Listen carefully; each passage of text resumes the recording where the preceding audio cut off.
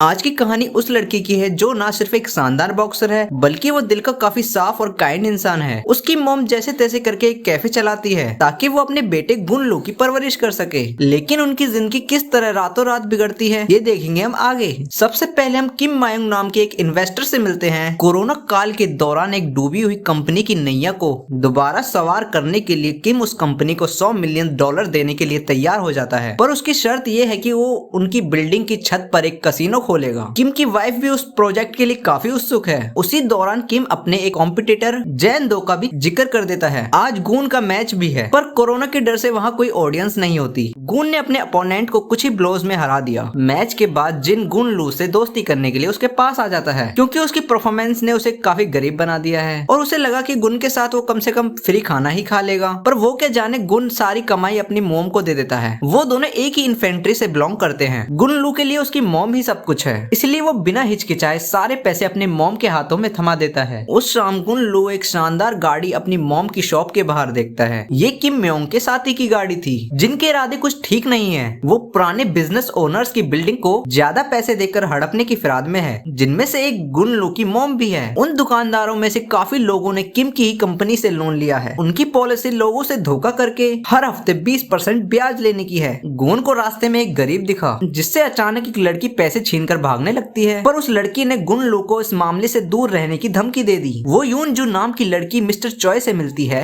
Mister चॉय एक करोड़पति इंसान और एक गरीबों का मसीहा है जो कई तरीकों से जरूरतमंद लोगों की मदद करता है। मिस्टर चॉय गुआन को कॉल लगाकर यून के लिए एक बॉडीगार्ड का इंतजाम कराता है। एक हफ्ते के इंतराल के बाद स्माइल कैपिटल के लोग सबसे पहले गुनलू की मॉम के पास पहुंचते हैं। हफ्ता ना देने पर वो लोग उसके स्टोर की धज्जियां उड़ा देते हैं। जब गुन को यह सब मालूम पड़ा तो उसने किम के 10 बॉडीगार्ड्स को अपने 2.5 किलो के हाथों से मजा चखा दिया। किम आकर कहता है कि गुन की मॉम ने उससे पैसे उधार लिए हैं जिसकी किस्तें उन्हें भरनी पड़ेगी। किम गुन की स्ट्रेंथ देखकर काफी हैरान है, पर वो चालाकी से गुन पर पीछे से हमला कर देता है और उसे घायल कर देता है। योन चाहकर भी उसकी मदद नहीं कर पाती। किसी तरह वो गुन को अस्पताल ले आती है। वो तो गुन का शरीर काफी स्ट्रॉन्ग है जो उसने अपने चेहरे पर 30 टाँके झेल लिए। कुछ दिन बाद जब जिन लोन के कागजात पढ़ता है तो वो पता लगा लेता है कि किम की कंपनी फ्रॉड है। वो चाहकर भी इसकी कंप्लेंट पुलिस से नहीं कर सकता। अगर गुनलू को अपने चेहरे से निशान हटाने तो उसे एक लेजर ट्रीटमेंट से गुजरना होगा, लेकिन गुनलू के लिए उसकी मॉम का कर्जा ज्यादा जरूरी है। वो उन जिनके साथ एक कंपनी में भी जाता है जो गुन को कर्जा इकट्ठा करने का काम देना चाहते हैं। अब गुन अपने जैसे मासूम लोगों की परेशानी समझता है, इसलिए वो इसके सख्त खिलाफ है। यून जो एक जे मायोंग के नाम के आदमी का पीछा करती है जिसने कई साहूकारों से पैसा उठाया हुआ है। वो किम के एक आदमी का पैसा लौटाने पहुंचता है। मिस्टर चॉय को पता लगता है कि जे मायोंग ने ढेरों गरीबों के साथ फ्रॉड किया है। वो जरूर किसी लोन माफिया के अंडर काम करता है। दूसरी तरफ गुआन ने वुन जिन को बुलाया। उसे लगा कि यूनसू के लिए एक अच्छा बॉडीगार्ड मिल चुका है। वो उन्हें सीधे चॉय से मिलने के लिए कह देता है। चॉय से मिलने के बाद उन दोनों को पता लगता है कि वो हमेशा अंडरकवर एजेंट से घिरा रहता है। उस दिन गुनलू को 2 साल की सैलरी एडवांस मिल जाती है। चॉय जानता था कि वो मुसीबत में है। वो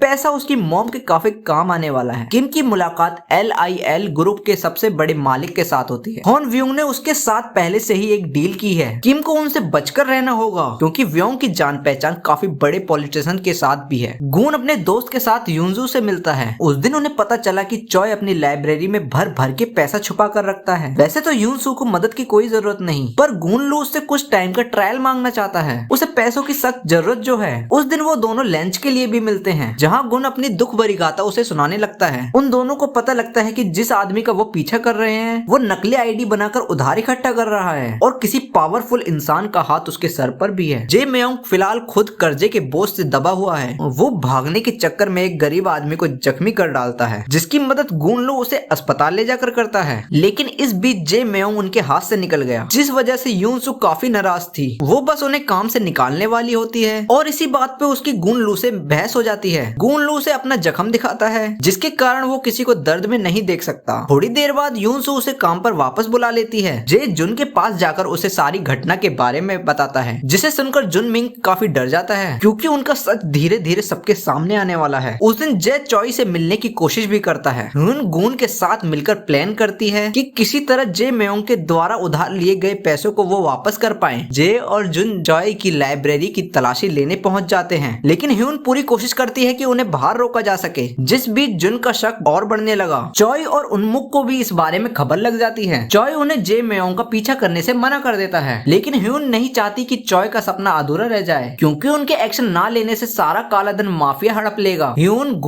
गून और जिन अगले कुछ दिनों में काफी अच्छे दोस्त बन जाते हैं। उसी बीच ह्यून बताती है कि चॉय ने उसे 10 साल की उम्र में गोद लिया था। ह्यून ने उससे काफी कुछ सीखा है। अब गून भी चॉय की काइंडनेस का लाज रखने के लिए यूनसू की मदद करेगा। एक दिन किम एक आदमी के साथ मिलकर वो उसके खिलाफ अफवाह फैलाकर उसे बदनाम करने वाला है। दूसरी तरफ चॉय को पता लग जाता है कि स्माइल कैपिटल का मालिक किम ही है, जो उसका पुराना स्टूडेंट भी रहा है। दशकों पहले जब चॉय ने अपनी इन्वेस्टमेंट कंपनी बंद करी थी, तब भी वो अपने एम्प्लॉयज को सैलरी दिया करता था। किम मेयोंग तब से ही उसे लूटने का प्लान बना रहा था और इस काम में उसका साथी बेयोंग था। जब चॉय को इस बारे में पता लगा, तब बेयोंग ने उसे बड़ी बेरहमी से छत से फेंक दिया और आज भी चॉय का शरीर पैरालिसिस झेल रहा है। किम ने इस दौरान उसकी तिजोरी से करोड़ों रुपए खाली कर डाले और ऑफिस में आग तक लगा दी। यही कारण है कि चॉय धोखेबाज और धांधलेबाज लोगों को पसंद नहीं करता। चोरी के दिन किम ने चॉय के सारे कर्जदारों की लिस्ट चुरा ली थी। अब चॉय चाहता है कि उसकी लाइब्रेरी से सारा पैसा खाली कर दिया जाए। वो आगे की जिंदगी सुकून से जीना चाहता है। किम बेयोंग को अपना सारा जमा किया गया सोना दिखाता है, जिससे कि वो दोनों पूरी जिंदगी ऐश करने वाले हैं। ह्यून अपने दोस्तों के साथ मिलकर जे मेयोंग का पता लगा लेती है। उस रात जब वो जे को पकड़ने पहुंचते हैं, तो जे जुन से कहकर गुंडों का इंतजाम करा लेता है। उन तीनों को देखते ही गुंडे उन्हें चारों ओर से घेर लेते हैं। गून को वहां देखकर जुन उसकी मॉम को किडनैप करवाने के लिए ऑर्डर दे देता है। यंग जुन नाम का आदमी जे मेयोंग के टेंडेंस काट कर उसे दर्द में तड़पता छोड़ देता है। ह्यून सुन अपने पास हमेशा स्टन गन रखती है। चॉय का दूसरा आदमी दो योंग दुश्मनों को चित देखकर वापस लौट जाता है। कुछ देर बाद गुनलू की मॉम बता देती है कि वो चॉय के घर पर बिल्कुल सुरक्षित है। चॉय जानता है कि ये लड़ाई बहुत बड़ी होने वाली है, इसलिए सबको मिलकर इसका एक साथ सामना करना होगा।